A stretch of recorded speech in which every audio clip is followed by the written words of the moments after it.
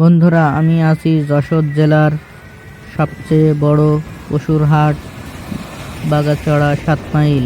এটি শার্শা থানায় অবস্থিত। এই রোডটি চলে গেছে সাতক্ষীরার দিকে, আর আমরা যাচ্ছি বাগাচড়া 7 মাইল পশুর হাটে।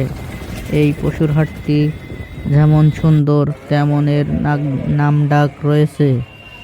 আর পাশেই দেখুন সব গাড়িগুলো, ট্রাকগুলো সব সারি সারি রয়েছে। কি জন্য জানেন? এই গাড়িগুলোতে গরুগুলো নিয়ে যাওয়া হবে দেশের বিভিন্ন স্থানে। এই হাটের কিছু বৈশিষ্ট্য আছে, যে সাতক্ষীরা এবং দক্ষিণ অঞ্চল থেকে গরুগুলো আসে। অনেক অল্প দামে বেচা কিনা হয় বলে এখানে অনেক দূর থেকে ব্যাপারীরা এসে গরু ছাগল কিনে নিয়ে ট্রাকে করে নিয়ে চলে যায়। আসলেই জায়গাটা অনেক সুন্দর, মানুষজনও এসেছে এবং ঘুরে বেড়াচ্ছে। তাদের নির্দিষ্ট গরু ছাগল কিনে নিয়ে তারা চলে যাবে।